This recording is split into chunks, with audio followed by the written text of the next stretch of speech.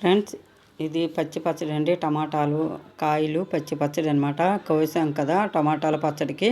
కోసేటప్పుడు ఒక 4 కాయలు నేనే తీసుకున్నాను, అబ్బాయిని అడిగి తీసుకున్నాను. దీన్ని ఏంటంటే ముక్కలుగా చిన్న ముక్కలుగా కట్ చేసుకుని పెట్టుకున్నాం కదా. ఉప్పు, కారం, అలాగే మెంతిపిండి, ఆవపిండి వేసుకున్నాం అనమాట. కారపొడిని ఇది 3 రోజులు ఊరబెట్టేసుకున్నాం అనుకోండి.